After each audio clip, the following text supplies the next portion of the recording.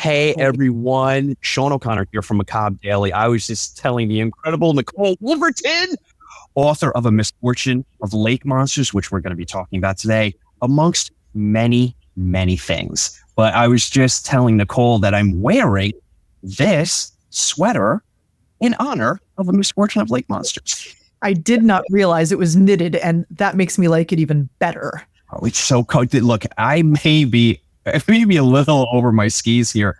It's not that cold here on Long Island.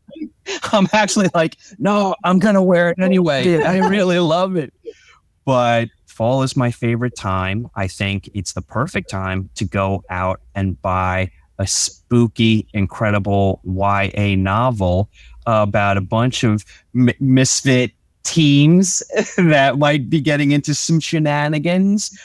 And maybe they're also saving a town. I don't know. You're going to have to read the book. Maybe. All right. So let's start there. Let's start there because you and I want to dispel the myth immediately that YA is only for younger readers. I vehemently disagree with that. As you should.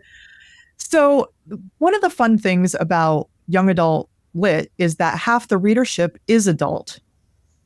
It's just one of those things. Pretty much everything that teens have to worry about, because being a teenager sucks and it's horrifying all on its own.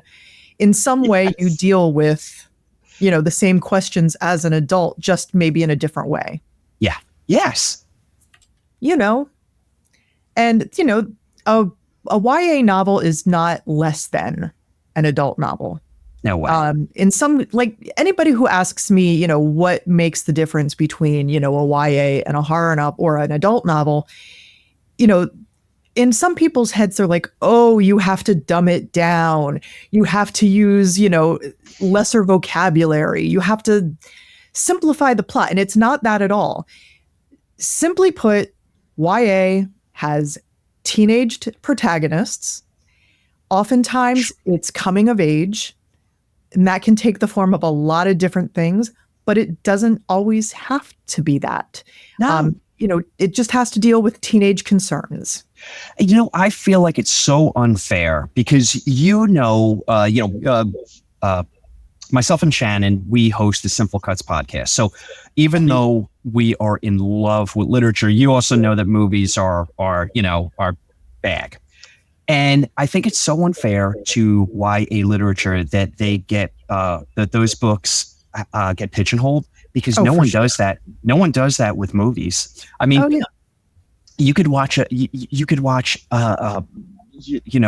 13th, 1 through 13, teen protagonists, and no one ever says, well, these are just the adults can't watch this. It's actually very much the opposite. They're like, oh no, keep your kids away from that. My all-time ultimate favorite example of this is Carrie.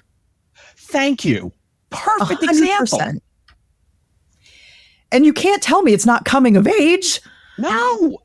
Absolutely not. And look, if we're actually going to stay on the King theme, how about Stand By Me? How about The Body, the short story, The Body? How about the adult themes in that short story? Yep. So anyway, all right. You and I did a good job. Almost technically middle grade, I think, considering the age of the protagonist. It's like upper middle grade, lower young adult.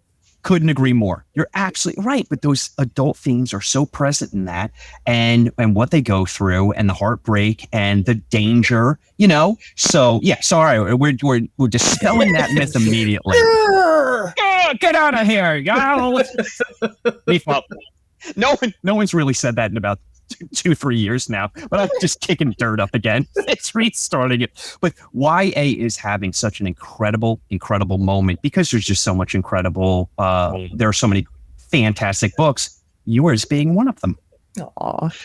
Okay, so let's talk about A Misfortune of Lake Monsters. I almost want to bite my knuckle because I get so excited because it contains one of my favorite things in the world, which is cryptids. So you and I, spoiler alert for our readers and our listeners, spoiler alert, Nicole and I have definitely dined out on conversations about cryptids. Wait, you're gonna have to suffer through more because it is just, especially here in the Northeast, not to discount or disqualify any of the cryptids worldwide or out west, but the Northeast is almost like bubbling over with cryptids. 1,000%. And I have to tell you something, Sean, because I just discovered a tidbit. All right. All right. So Jersey Devil, one of my favorite cryptids, local. Absolutely. I can get to the Pine Barrens in like an hour. So the whole issue with Devil's Elbow, the Jersey Devil. Yes. It's the 13th child of Mother Leeds. All right. So what I recently discovered is that this particular cryptid has an origin story that is really bizarre. And that is, this whole thing started in colonial era New Jersey. Oh, I love it. And it was, it gets funny. There was a wealthy family, the Leeds family. Mm-hmm. And at this time, the New Jersey politicians, Ben Franklin, and another publisher who was a contemporary of Ben Franklin, got really mad at this family for some reason. Okay. And so they started referring to them as the Leeds Devils. So Ben Franklin, what the hell? I know. Crazy pants. You can't swing a dead cat without hitting something Ben Franklin related. Oh, please. Yeah. So, like a game of telephone, over the years, the Leeds Devils morphed into the Jersey Devil. Oh, I can't even tell you how much I love this right now. Yes. Like, this is the origin point of this story, which I am all about. All right. Readers and listeners are going to see this. Copyright right now. Copyright. It's like Michael Scott declaring bankruptcy. Copyright. Nicole Wolverton is writing the screenplay to this. Everyone back the hell off. Oh, dear God. Can you imagine the delightfulness of that? Oh, in my mind, I'm just seeing the inception with Ben Franklin, and they are mother effing this poor Leeds family. Although, to be fair, we don't know what the Leeds family did. That is true. We're going to have to find that out. But then how it grows through the years and becomes the Jersey Devil. And then I'm thinking about like family curses and stuff like that. Yeah, we have the workings of something here. Copyright! Yeah. You were actually one of the first people I thought of when I found this out. I'm like, oh, Sean would love this. You know how I feel about cryptids. You know how I feel about haunted prisons and haunted hotels. I mean, I'm here on Long Island, and we have a pretty rich history in a lot of colonial shenanigans. The spy ring that happen out here in Setauket, and it's fantastic. But what we also have a lot of is hauntings. Long Island's got a real rich history in hauntings. So yeah, I mean, it's just the Northeast. If you Come on. Hey, come for the food and the laughs. Or stay for all the horrific terror that you're going to find out about. We've got a lot of it. Yes, we do. Yes, we do. We live in the right places. Meanwhile, like I said, our listeners and our readers are that are out in Skinwalker Ranch are like, okay, yeah, good for you. So, all right, let me bring us all the way back because when you and I start gabbing, this is what happens. So let's bring it back to Lake Monsters. I have a love for your protagonists, plural, because of course Lemon is our protagonist, and I just couldn't love her more. Again, going back to the adult themes in YA novels, I mean, your heart breaks for Lemon because, here's a young woman who really has aspirations, wants to go away to college, is smart and creative and thoughtful, and just wants to get out there into the world. But, through her family obligations, no spoilers. Everyone, you have to read the book. But I think I'm in safe territory by stating that Lemon has to portray old Lucy, or Nessie-ish, Lake Champlain Champy-ish lake monster, to basically keep the town afloat, to bring those tourists in. In secret. Yeah. Okay, I didn't want to. Yes. No. I mean, that is no plot point spoiler right there. It's just a secret thing that she and her family have done for generations. No one can know. No one can know. So there's that, there's that family obligation that really is almost like a prison, Oh, 100%. Yeah. Because, Lemon does have these aspirations to be her own self and to get out there, but love of family and that that obligation, that weight of keeping a town alive. These are real themes. These are heavy, heavy themes. It's a lot for a 17-year-old to deal with.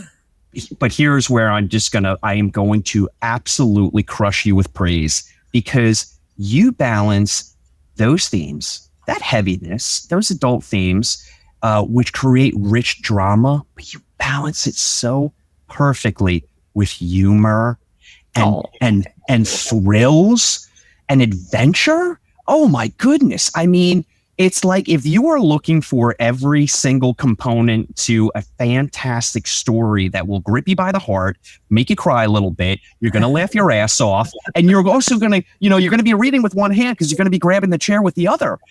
This has all of it. It's all the feels. Oh, Sean. I mean, you know just what to say. Well, I bother you with this frequently.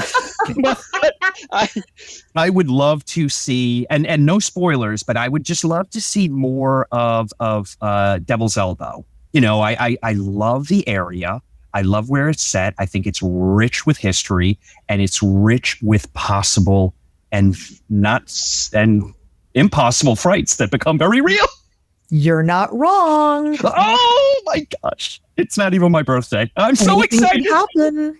Oh my. Okay. All right. I'm gonna slow it down. Okay. So tell me a little bit about our protagonists. So we've got Lemon, we've got Troy, we've got Darren, and we've got Amelia. So we have this quartet of, and when I say misfits, that I'm saying that lovingly. As a misfit myself, I am saying that lovingly. Same, Sean, same. Where do you pull these inspirations from? Because they all pop off the page in their own different way. So Lemon, she was probably the easiest to write of the four of them because, she starts the whole book in a very people-pleasing kind of way. She doesn't like conflict. And that makes her an easy person to write over the course of a book and a journey, right? But she has all these questions, and the main one for her is, what does she owe of herself to other people? And I think that's a question that a lot of people, struggle with, whether you're a teenager, whether you're an adult. I struggle with it now. Oh, yeah. So Lemon is just the ultimate people pleaser, which means, of course, she's never going to say no to her family. But she also finds it difficult to say no to other people outside of her family, which creates other issues. Troy, who's one of her best friends, is secretly in love with Lemon. I love that so much. Yeah. I mean, doesn't really have a problem being a people pleaser. He just doesn't say a lot. Knows exactly that he doesn't know what he wants to do with his life after college or after high school. And he just is like, hey, I'll make Lemon happy. That's going to be my job, which is sweet. But they have sort of opposite problems that work in sort of loggerheads and in unison with each other throughout the story in different ways. Those are our two protagonists, of course. Darren, who's their third best friend and has been for a very long time, is a little bit of a jerk. But he's their jerk. Exactly. Yeah. Exactly. And everybody's got a friend like that. He's also the comic relief, more or less, in this book. He's so good. Yeah, he's fun. A jerk, but a funny jerk. Yeah. Is a total conspiracy theorist, but claims he doesn't believe in them, which I also think was fun. And also really fun to write because, the number of oddball conspiracy theories that I got to sort of dig up for this to attribute to him. So much fun. How much fun is that? That research is so much fun. Oh, my gosh. God. And then Amelia comes in later. She is like a new kid in town, and she's got her own thing going. Yes. Yes. I can't really say much about her other than the fact that she does not belong in a small rural Pennsylvania town. And it's clear from the immediate get-go that there is something just off. Yes. And we are, but we got to zip the lip. No more. We've given away too much. That's it. That's all you get. I love Troy because Troy reminded me of like John Cusack, Lloyd Dobler from Say Anything. Yes. Like, I don't know what I want to do, but I know what I don't want to do. And I think anyone who picks up this book who was a teenager, which is going to be everyone, is going to relate to these characters because there's something that pops with all of them where you're like, oh, yeah, I remember that. Yeah. I remember going through that. Of course, Troy and Darren were are based on two of my college friends. I love it. They had this very, very wonderful friendship that you don't often see in two college age guys. Like they were so like platonically in love with each other. It's great. Yeah, it makes for a really funny kind of a I'm going to bust your ass kind of a situation all the time. Yeah. But to not be not be boxed in with those stupid toxic masculine traits, to be able to say to your friend, hey, I love you, man. Yeah. So writing them was like having my college friends back with me again for a little bit, which was really funny. And it ended up one of those situations where as I'm writing, I'm remembering different things that happened when I was in college. And I'm like emailing my college roommate. I'm like, Harry, do you remember? La, la, la, la, la, la. And she's like, oh, yeah. What are you doing? I'm like, never mind. Nothing. None of your business. Yeah. Oh, my. All right. So love the characters. Love the setting. Love the cryptid factor. Talk to me more about the setting because it really is like it's a character unto itself. Oh, yes. 1,000%. So I grew up in rural Pennsylvania, right outside of Bloomsburg, which is a small college town. And this geographically is where Devil's Elbow is set. Devil's Elbow is the town where this is all taking place. And so my mother read the book after it came out, and she was like, I recognize so many places in this book. Well, yes, you should. The lake is based on a lake that's about a mile behind my childhood home. Okay. Although that lake is much smaller than Lake Lokacoma in the book. Okay. And of course, half of the setting also comes directly from Scotland. I was able to go to Scotland to do some research for the book at Loch Ness. This is where I start getting upset. It was a good time. I don't even know what I would do with myself if I were standing on the shore of Loch Ness. I don't think I would ever leave. I didn't want to. It's so pretty, and it's one of those situations where the loch is massive, right? Yes. Standing on like the far end, you can't see the end of it. It's huge. And because of the way that it's sort of set up there, you can easily imagine why people have thought they have seen the Loch Ness Monster over hundreds of years. And I'm not saying I didn't see the Loch Ness Monster, but I'm, not saying that I did. It's one of those things that's up in the air, and I'm never going to reveal whether or not I saw it or not. I just love to think that it was under the boat the whole time. Yes, of course. Feeding the ideas telepathically. Yeah. Oh, well, you know my love of Nessie and Champy, and this book was it was written specifically for me. I loved every page of it. I'm telling you, Sean, you are almost incredibly my target demographic, because I know for a fact that when you were a kid, you had the Time Life books. Oh, yes. Mysteries of the... Oh, yes. Yeah. And if you were a person who was obsessed with the Mysterious Creatures volume, as I was, I like how you're implying that I grew out of it. Well, there is that. I mean, come on.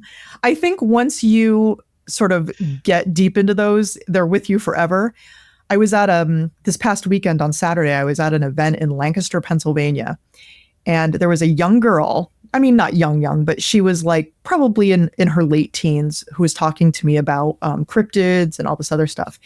And her dad, who was probably or is probably a Gen Xer, like I am, apparently he had turned her on to these books. So they still exist and they are still influencing generations to become obsessed with cryptids. And I love that. I absolutely love that. But boy, I mean, you know, I was that kid to such an annoying level.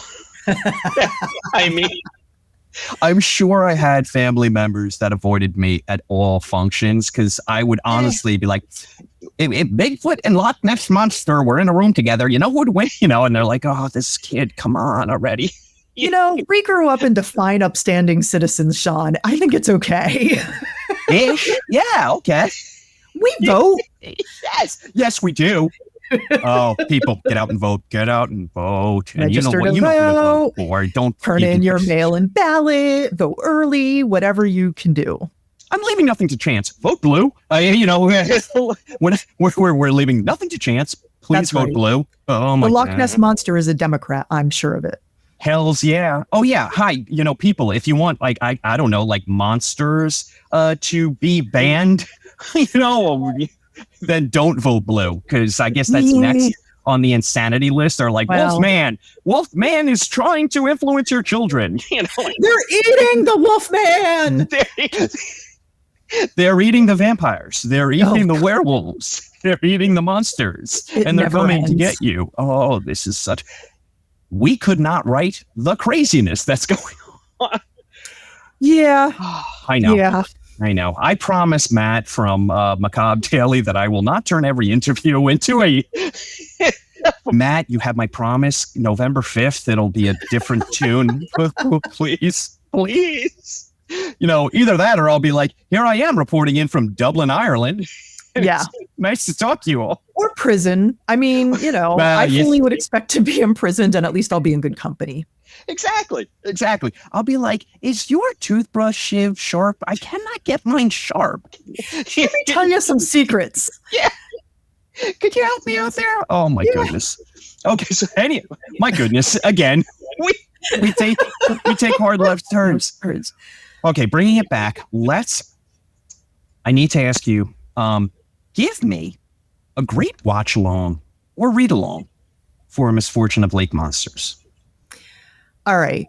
So I watched a new movie a couple of weeks ago, and it is an entirely underwater set film.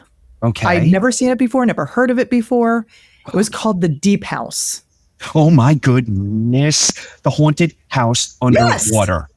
I knew you would know it. And I mean, it's not lake monster-y in theory, but it's set in a lake. Mm-hmm.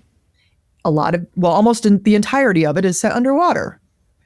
And some crazy stuff happens. It's capital S scary at parts. I watched it for the first time, and I was like, that was okay. And then as I got some distance from it, and I truly appreciated the craft that went into that movie, I was like, I did not give that a fair shot. And I went back and rewatched. This is months later, and the experience was that much better. But holy cow, what a fantastic watch along with Misfortune of Lake Monsters. Now, if we're gonna suggest monster-y watch alongs, I would suggest, let's see. Well, I mean, obviously you got to go with Lake Placid. Oh yeah, 100%. I have one for you. What about Underwater with Kristen Stewart? You're gonna hurt me when I say this, but I did not enjoy that film. Okay, no, not it's not everyone has, so that's fine. That's fine. I don't know what it was about the film. It just was not my thing. It might have just been Kristen Stewart. Okay. All right. Again, not everyone loves the movie. I mean, if we're really going to go down this rabbit hole, we could go junkie. We could go Deep Star 6. We could go Leviathan. Absolutely. Yeah. So I'm going to throw one out there that I do love, but let's hear it. everyone hates it except for me. What is it? Jaws 4. No, I got you. I got you. It's the funniness of it. It's the weirdness of it not going according to the previous films. It's a shark haunting a family, and I'm down for it. Yeah, I mean, come on. If you're going to put the boots to Jaws 4, then we have to close the door on so many junky movies. You know, I mean, we really do. It is a fun watch. It is a silly watch. Campy. Campy is all hell. I mean, I do love a camp movie. Shannon and I did Jaws too. We actually did Jaws with Robert Atone. Right. Now, we had a fantastic time. I think we talked about Jaws for 7 minutes and an hour and a half of Robert being Robert, which I can't get enough of. Cannot get enough of. So I love that man. But we did Jaws 2, which I really enjoy, as this is a good movie that didn't get a fair shot because it came after Jaws, but it's a slasher movie. It's a slasher, you know? Oh, yeah. We've got a disfigured antagonist. We, you know, teens trying to have sex, and, you know, can't let that happen. Joy. Yeah. Tina's joy. No. Now, that set piece scares the bejesus out of me in that movie. That is, you know, because then you see the massive size of the shark, and you're like, well, this isn't going to end well at all. Yeah. But the point I was trying to make is then I come around to Jaws 3, and I love this movie so much. Yeah. But it the needs casting alone is bonkers. Right? I mean, it is so bad. And then Louis Gossett Jr. is Calvin Lockhart. No, sorry. Calvin Lockhart's an actual real fantastic actor. It's like Calvin Robichard. And he chews more scenery than Jaws in the movie. And I can't get enough of it. So look at this. We have just supplied the readers and the listeners with so many fantastic watch-alongs to Misfortune of Lake Monsters. But first and foremost, you have to go out and you have to buy this book. Right, Nicole? Yes, absolutely. It's spooky season. Buy a spooky book. That will also, because it's cozy horror, give you a hug at the same time. Very much so. Very much so. Are we going to get some scares? Absolutely. Are we going to have to put it in the freezer? No, we're going to be okay. We're going to be okay. I am going to put your website in the show notes. I am going to put the link for bookshop.org in the show notes. Is there anywhere else you would like me to put what events? Well, I know everyone can see the events you have coming up from your website. And I'm begging everyone, go see Nicole in person. She is, if you think she's dynamic now, you ain't seen nothing. Please buy the book. And we have more coming from you. So I'm super excited for what 2025 has to offer. But for right now, for 2024, it's all about lake monsters. Please, everyone, go out and buy the book. Not only is it a fantastic read, it makes a fantastic gift because it is spooky season, to your point. It's true. And the holidays are coming up. Stocking stuffer. All right. I love it. Nicole, I can't thank you enough. I always enjoy talking to you so much. Always, Sean. Well, so much so that you're going to be coming on Sinful Cut soon. So, yep. All right. You know, you're not getting rid of me that quick. For Macabre Daily, Sean O'Connor here with the incredibly talented and amazing supernova rock star, Nicole Wolverton. And that's me. I can't wait until we talk again. Same, Sean. Same. Bye, everybody. Take care. Go buy a Misfortune of Lake Monsters right now. What are you doing with your life?